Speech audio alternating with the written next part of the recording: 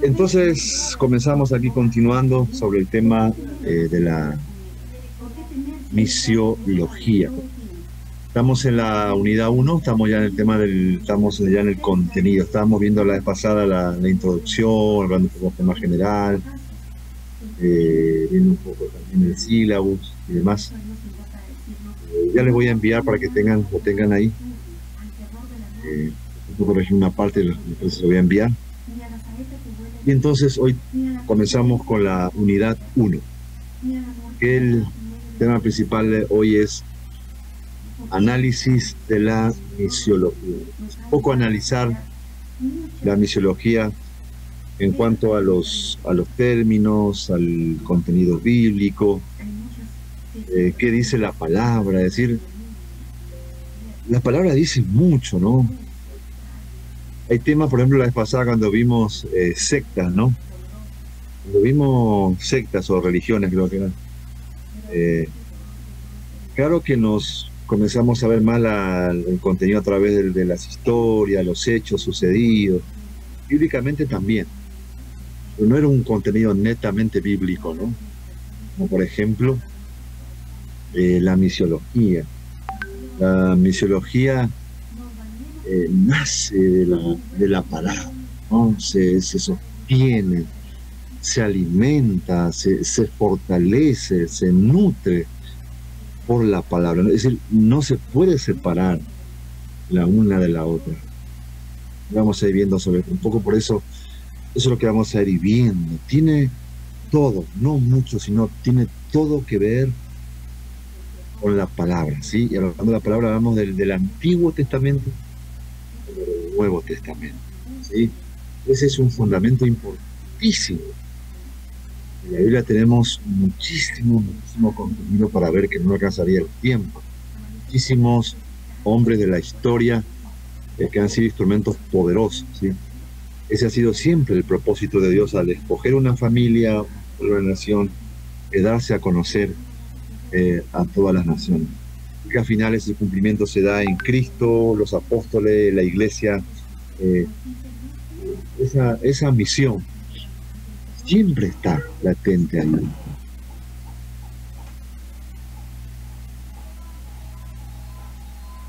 Esa misión siempre está eh, en nuestros corazones, eh, en nuestros mensajes, en nuestras reuniones, en nuestros cánticos, en nuestra doctrina. Es decir, digamos, el pastor Rick Warren le llamó el propósito de la iglesia. ¿Para qué está una iglesia? ¿Cuál es su función? Cuando el propósito responde a la pregunta, ¿para qué existimos? Entonces, este pastor encontró 5 propósitos. Y eso es buenísimo. Si ustedes no han leído su libro Iglesia con propósito, después le escribió otro libro que ha vendido más de 1.000.000. Una joya, ese libro se llama Vida con propósito. ¿Nadie leyó? ¿Nadie escuchó del pastor Rick Warren? Me interesa que conozcan esto lo que este pastor, Dios le ha dado la sabiduría para resumir, para expresar algo tan bíblico, un contenido tan precioso. Y él le llama los 5 propósitos. 5 para qué existen. Y me interesa porque tiene que ver con nuestras 5 C. Sí, nosotros llamamos es igual, ¿no? Las 5 C. Eh, la misma base bíblica que nuestra denominación utiliza, digamos, cuando nos toca, digamos, entregar, digamos, un informe del trabajo que estamos haciendo en nuestras congregaciones, cada presbiterio, regional o nacional, regional, ¿no? Entonces ahí se entrega un informe y el informe lo hacemos siempre según las 5 C. Eso lo deben conocer los seminaristas, ¿no? Más si son ancianos o están ahí. Sí conocen, ¿no? Sobre las 5 C. Sí, pastor. Sí, Manaide, mano José Luis también, ¿no? Ustedes saben lo que va acá. Sí, pastor, sí. Sí. Bueno, a ver, ¿quién me lo puede nombrar las 5 C? Mana, Es culto, culto, yo, ¿eh? eh, culto, Coinonía, comisión, Ya, ¿qué más? Puede comisión, coinonía, comisión, ¿qué más? Capacitación, Capacitación, muy bien. colaboración, colaboración. Colaboración, Ya está. comisión, comisión, dijimos ya, creo, ¿no? Son Ok. 5, falta uno, creo, ¿no? Culto. comunión, Culto, culto, sí, comunión, comunión, comunión. Y los 5 propósitos es igual que las 5C y tiene su fundamento bíblico que está basada en Mateo. Mateo,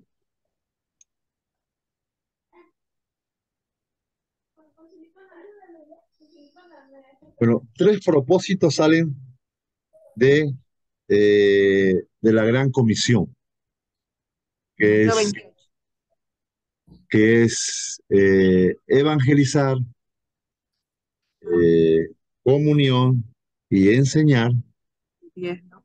salen de la gran comisión, porque cuando dice la palabra id, ¿cómo expresamos el tema de id? Es en evangelización.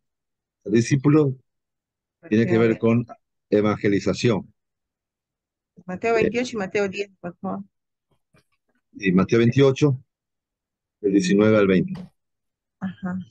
Y el bautismo tiene que ver con la comunión, ¿sí? Siempre el bautismo es cuando la persona entra, ¿no?, al cuerpo de Cristo, se integra. Entonces, se toma ahí la comunión, bautismo. Y Ajá. enseñándoles la enseñanza. Ahí está 3 propósitos, ¿no? Después está el Mateo, justamente, creo que era 27, 40 y...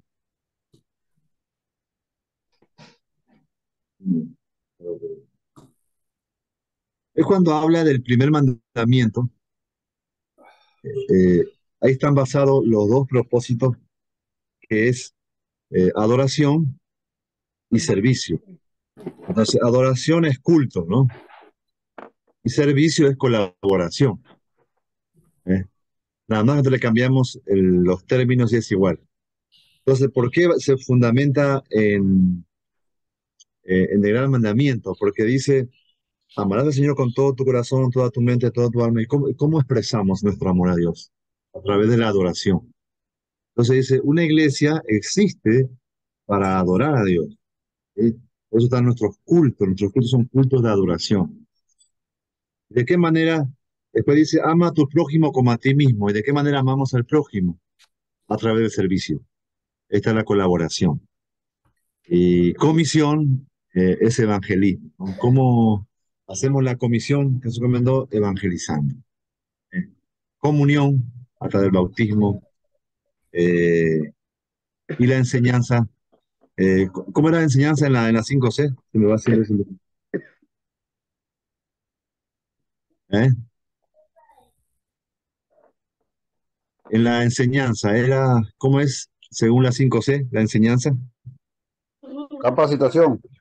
Capacitación, muy bien, capacitación. ¿Se dan cuenta cómo es bíblico y entonces el pastor enseñaba que cuando la iglesia conoce su propósito, es decir, su finalidad, para qué existe los cristianos, la congregación, entonces la iglesia tiene que moverse, dice, es impulsar según el propósito y no según las tradiciones. Cuando la iglesia no tiene propósitos, entonces se mueve según costumbres o según tradiciones. Y eso dificulta que funcione bien. Y también se nos permite ver, a ver, qué propósito nos está faltando. Es como una mesa que le falta una pata, entonces no está firme. Necesitamos, dice, los 5 propósitos. Bien. Eh, la misiología, por supuesto, tiene que ver con ese propósito importantísimo que es ir y hacer discípulos todas las naciones. Y para eso existimos, para eso está la congregación, para eso plantamos iglesias, por eso los seminarios, la capacitación, por eso nos preparamos, para eso el Señor nos redimió. Muy bien, el propósito y el plan de Dios.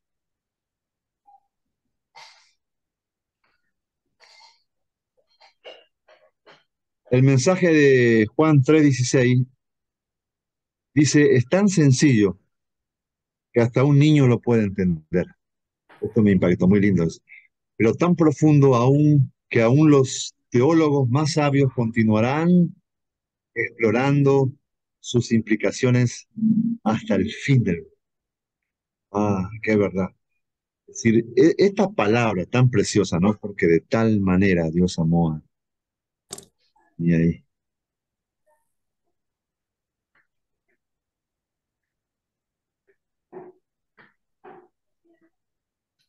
ahí está. Porque de tal manera amó Dios al mundo, que envió a su único Hijo para que todo aquel que le crea no se pierda, mas tenga vida eterna. Qué hermoso pasaje. Eh, el domingo fuimos a Pueblo Nuevo y estuvimos compartiendo un hermoso momento con los hermanos. Yo siempre ahí está encargado David, ¿no? De la obra. Entonces, una vez al mes, así yo los visito a ellos, ¿no? Y compartimos. Y el otro nos quedamos ahí porque ya se hace tarde para regresar. Pueblo Nuevo queda más o menos unos 50, unos 70 kilómetros, ¿no, David? Unos 70 kilómetros queda de Piura. Sí, tenemos que ir a Paita y de Paita tomamos otro carro. Vamos. Entonces el otro día fuimos a unas visitas y compartíamos con una hermana. Justo ese momento, yo hace tiempo que no compartía esto, le compartí sobre Juan 3:16. Y la hermana que me escuchaba, ¿no?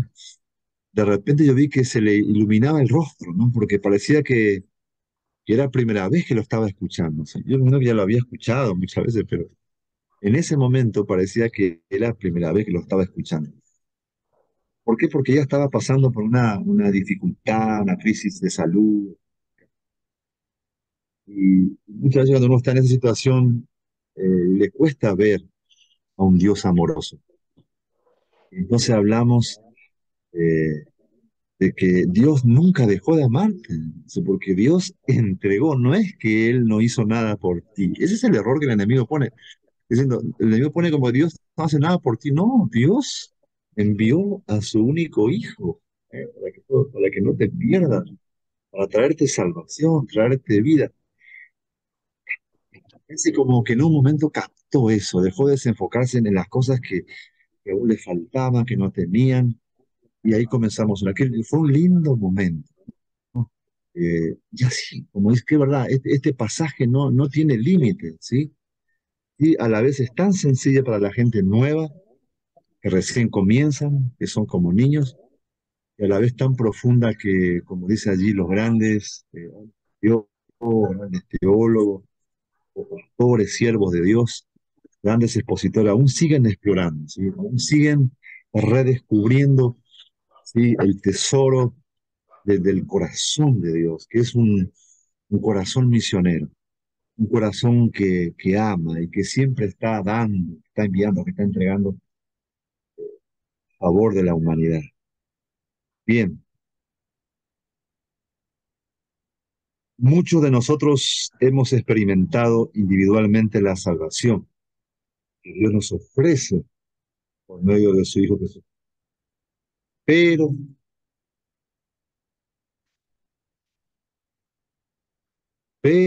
dice, tenemos aquí una pregunta, dos preguntas.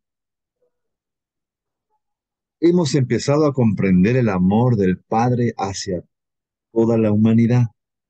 Es la primera pregunta.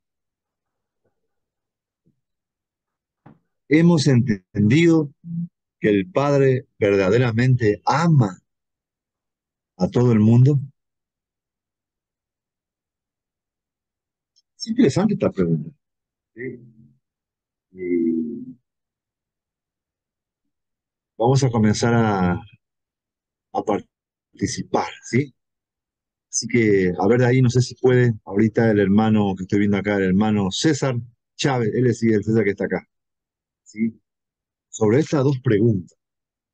Porque la gente de repente comprende muy bien el tema de lo que Dios hizo por él, por uno mismo, cuando uno ya ha sido convertido, ¿sí? Dios me salvó, Dios me ama, Dios me cuida, Dios me ayuda.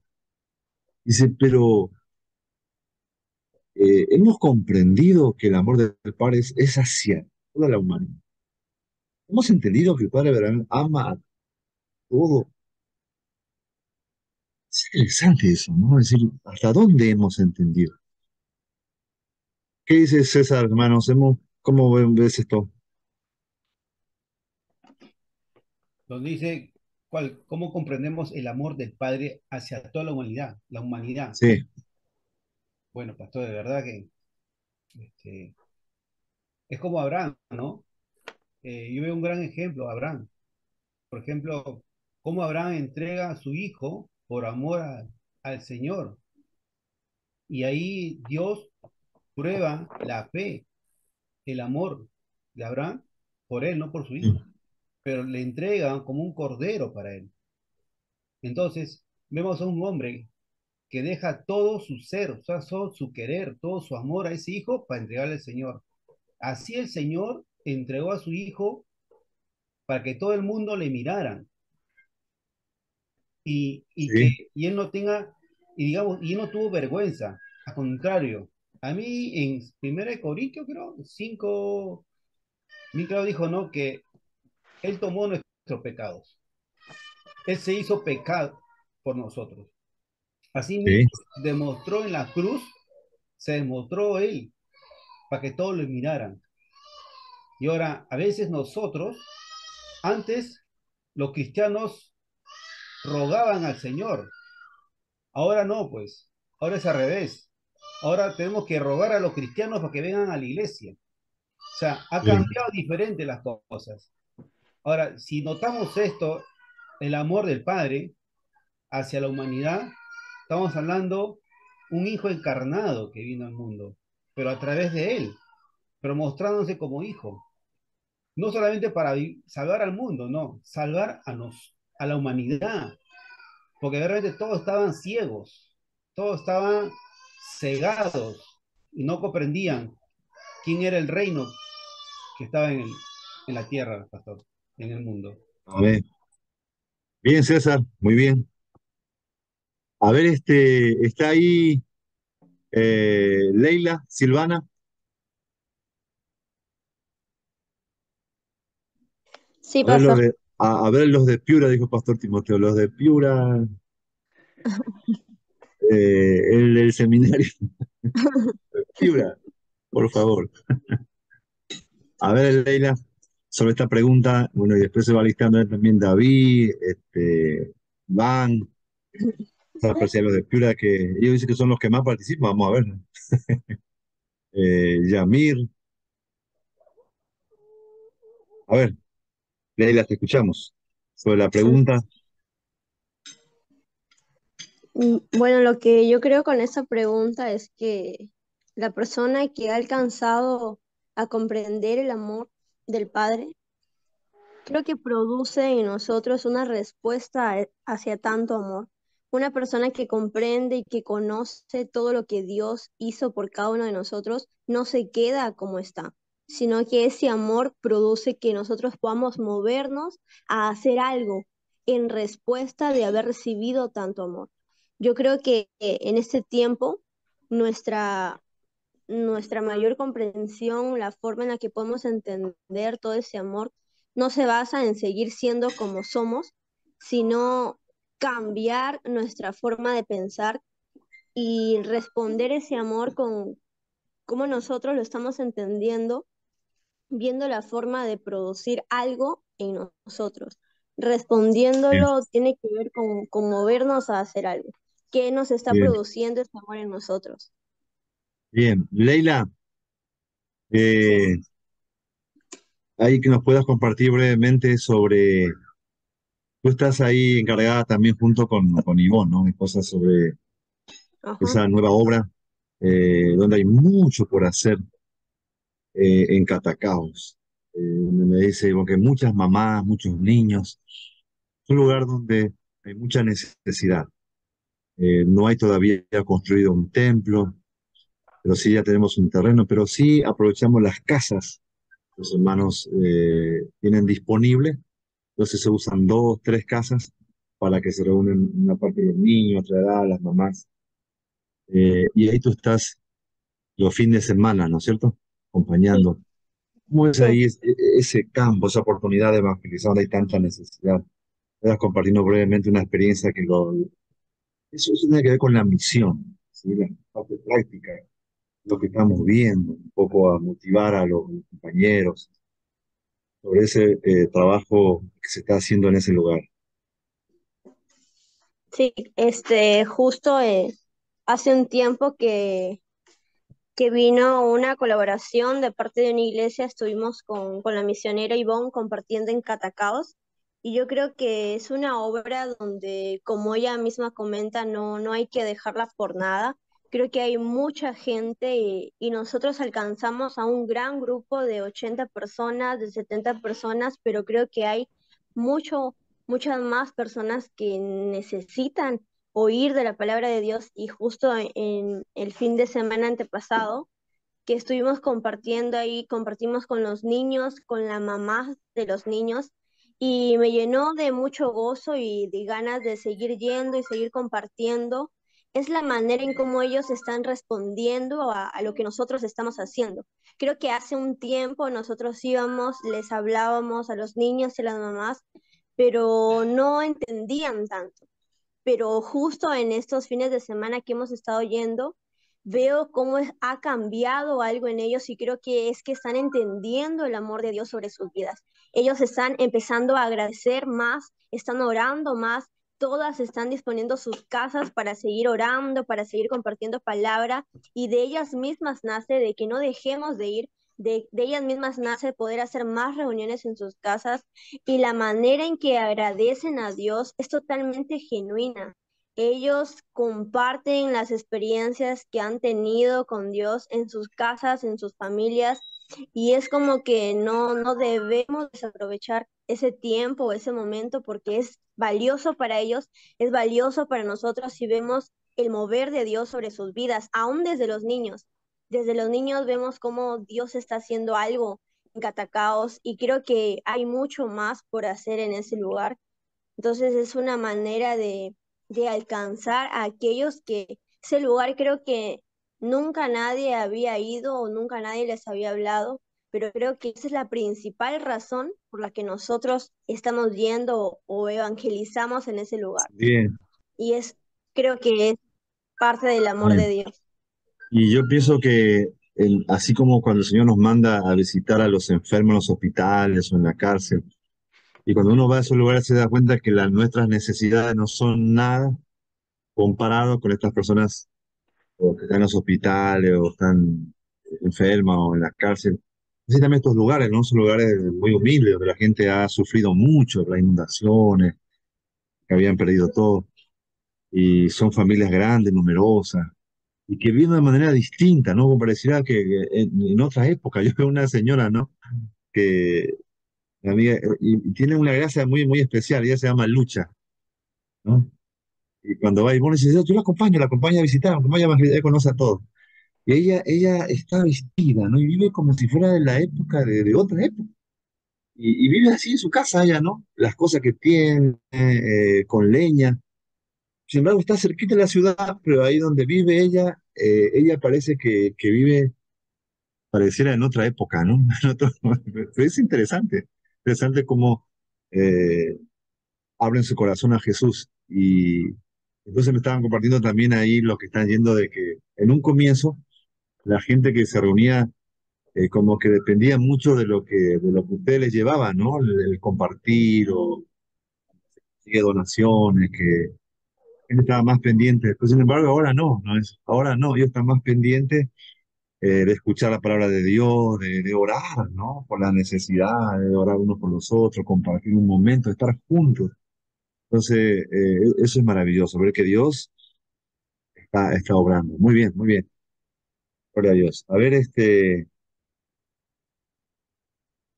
David, compartir algo así breve sobre la pregunta.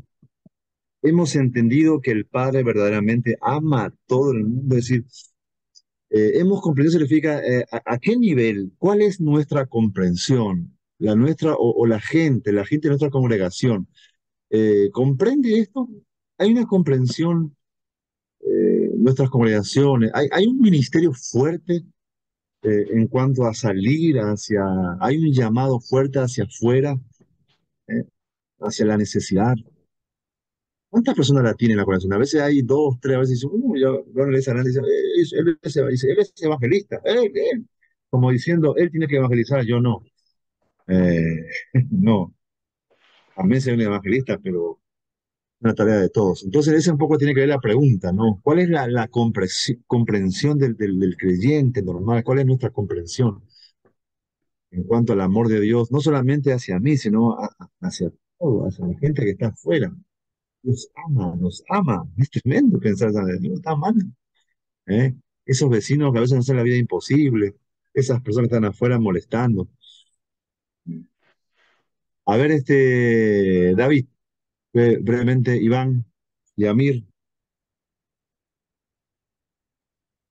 Sí, bueno, en cuanto a la pregunta, sí, yo creo que viendo, no, al menos en esta área, si podemos decir que la iglesia entiende esto, para mí la respuesta sería que la gran mayoría no lo entiende, ¿no? Yo creo que es un poco, poca las personas que entienden esto, porque uno habla, ¿no? De salir, de ir, eh, y la manera encima de predicar, hay muchas personas en la iglesia que predican de manera errónea, y predican atacando, predican condenando, predican señalando, juzgando, cuando la predicación es como dice la segunda pregunta, ¿tú entendiste cómo el Padre ama a todo el mundo?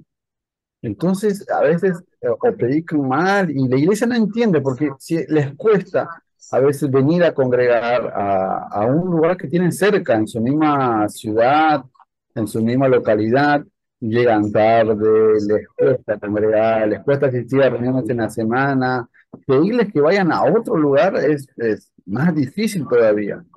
Entonces, yo creo que no se empieza a comprender el amor, porque yo creo que una vez que alguien comprende el amor de Dios, como esta persona nueva, ¿no? Que se llama Emilio, en Pueblo Nuevo de Pelán, que se convirtió él, yo hablando con él me decía de que ahora, si, ahora entendería si otra persona pasa por la situación que él está pasando. Entonces él entendería en qué desesperante es, qué feo es no tener a alguien, a no tener, creer en algo que te pueda socorrer, creer en algo que te pueda amar en gran manera. Entonces ahora yo sí puedo hablar, me decía, ¿no? Yo sí puedo decirle, mira, Dios sí te puede librar, Dios te ama, Dios de algo, de un pozo profundo que puedes estar, Dios te puede amar. Entonces yo creo que lastimosamente viendo, ¿no? Es muy poca la persona que realmente entienden o comprenden el amor del Padre, y es muy pocos los que hablan. Es difícil, yo a algunas personas que he escuchado que en vez de hablar del amor, de hablar de cómo Dios le ama, de Juan 3:16, no, a veces nos enfocamos, escucho por acá pastores, o no sé si serán pastores o cristianos que están con su megáfono, y una vez escuché en el mercado que había uno que justo pasaba por ahí, justo escuché que uno decía, ladrón, embustero, falsificador, estafador, fornicador, adúltero, a ti te hablo, te hacía el infierno, que por aquí, que por allá. Yo creo que esa no es la manera de demostrar el amor de Cristo, ¿no? A esas personas. Yo creo que se demuestra hablando del amor. Y uno, como habla del amor, es lo que uno ha experimentado.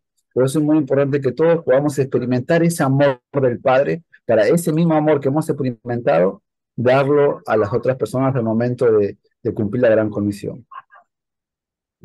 Amén, amén, amén. Creo que una de las cosas que decía Sineresa, no todos deberíamos hablar más del tema, ¿no? Mensajes, enseñanzas, quizás traer evangelistas que nos motiven. Qué interesante, ¿no? Me acuerdo hace mucho un pastor me invitó a predicar a su iglesia hace años, cuando yo vine así de visita a Perú. Tiene una linda congregación. Y él me dice, ¿sabe que acá hemos traído al niño predicador? Y dije, ¿qué? Yo no lo conocía, no había escuchado. Y ¿por qué un niño predicador? Yo pensé, pues, predica él, trae un grande, ¿no? Y dice, pero el niño explicador, dice, hemos hecho una inversión, qué sé yo, en preparar todo, armar, traerlo. Pero dice, hemos ganado varias personas. Dice, nuestra iglesia creció un poco. Hemos llegado a otras personas y se han convertido varios. Es decir, con el niño predicador. Entonces, sí, valió la pena, valió la pena. Es una estrategia, ¿no? ¿Por qué no? Así, invitar evangelistas, hacer eventos especiales, actividades que tengan que ver. El pastor, otra vez, Rick Warren, en una de sus enseñanzas, él decía, por ejemplo, nuestros cultos siempre están centrados solamente en los creyentes, generalmente, ¿no? En los creyentes que ya tienen años, en los líderes. Hablamos de la santidad, de la entrega, el compromiso, de los diezmos, las ofrendas, el servicio, bueno. Y dice, generalmente las alabanzas también, lo que hablamos, y no está enfocado, dice, en las personas nuevas que recién llegan. Entonces, él decía, ¿por qué no preparamos cada tanto, hacemos un culto que solamente está pensado y dirigido a la persona nueva? Hacer canciones especiales que ellos puedan escuchar, mensajes claros, evangelísticos que ellos puedan entender, hacer un culto así más breve. Es interesantísimo, es decir, hacer un culto pensando en ese nuevo creyente. Dice, esa persona se sentiría a gusto y volvería otra vez. Y la verdad es que es muy interesante de esa manera, ¿no? Pensar. eh, Siempre mi esposa cuando ella trae invitados, ella me dice, siempre no pensemos en esos invitados, ¿eh? Cuando estamos compartiendo la palabra, cuando adoramos, cuando hablamos. Sí, muy interesante eso, tenemos que pensar en las personas. Bien, a ver, ahí tenemos un grito, Iván, algo así breve. Sí, bueno, la verdad es que con respecto a estas preguntas, yo pienso de que en realidad falta descubrir mucho sobre el amor del Padre hacia la humanidad, sobre verdaderamente cómo Él ama a los perdidos, cómo Él ama a los ama muchísimo. Si nosotros se nos fuese revelado la magnitud de su amor, no podríamos estar quietos, no podríamos estar tranquilos viendo el mundo se pierde. Una vez escuché, yo siempre, en realidad yo siempre oro por esto, porque yo siempre le pido al Señor que aumente mi amor hacia los perdidos, que aumente mi amor hacia mi nación, hacia mis vecinos, hacia mi barrio, hacia mi ciudad, hacia las personas con las que me cruzo. Porque yo me acuerdo que escuché, no sé si habrán conocido o habrán escuchado de un evangelista que se llama Todd White. Es un tipo que anda con unas rastas, con unas trenzas así largas, que tú lo ves, anda con short, y tú lo ves y dices, este tipo no, le falta entregarse a Jesús, pero en realidad dice que él usa esas trenzas para ir a pescar. Las usa como una caña de pescar, porque con ese entra a lugares donde nadie lo aceptaría, entra a conciertos de rock, entra a lugares donde se drogan, entra y es verdaderamente, dice, yo esto lo hago porque, dice, a mí nadie me habló nunca de Jesús. Nadie nunca en 35 años, nadie me habló de que había alguien que me amaba. Dice, ¿cómo puede ser posible de que en 35 años yo no haya escuchado de la persona de Jesús? Dice, por eso a mí eso me duele y me motiva a ir y que todo el que me cruce tenga que escuchar de Jesús, que todos puedan escuchar de que hay un Jesús que los ama, hay un Jesús que los rescata. Y eso dice, arde en mi corazón de amor hacia ellos. Ellos están perdidos, están sufriendo, no están sanos. Ellos parecen que están sanos, que se divierten, pero yo como vengo de saber, yo sé que están sufriendo en realidad.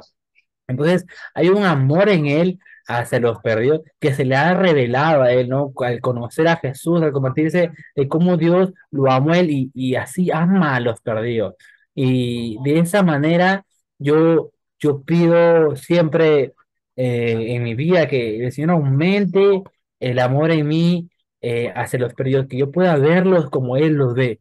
Porque yo creo que si todos miráramos a un perdido como Jesús lo mira, sería la historia diferente siempre, ¿no? La historia es Ujú. diferente. Cuando Jesús mira a un perdido, él corre a él. Él corre. De esa manera, él le está rogando. Imagínense ese versículo que a mí cada vez que lo leo me estremece, que dice, imagínense, es un Dios rogando.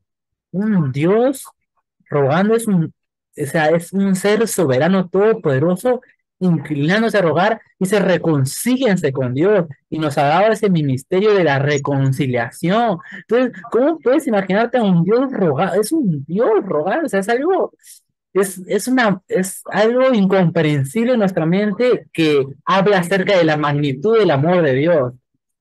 Y eso debe ser nuestra tarea, no de que, bueno, se la pierde, y ya, bueno, ya no lo sigo más, es Dios rogando, entonces, ¿cómo nosotros no, más o menos nos está impulsando ese punto, de que Dios los ama tanto al punto de que ruega, reconcíliense con Dios, no te pierdas, no vayas por ese camino, insistir es prácticamente lo que hace el Señor, hizo el Señor con nosotros y lo que pide que nosotros hagamos. Pareciera que estuviera rogando, pero así parece que está rogando es algo que el Señor hizo con nosotros en realidad.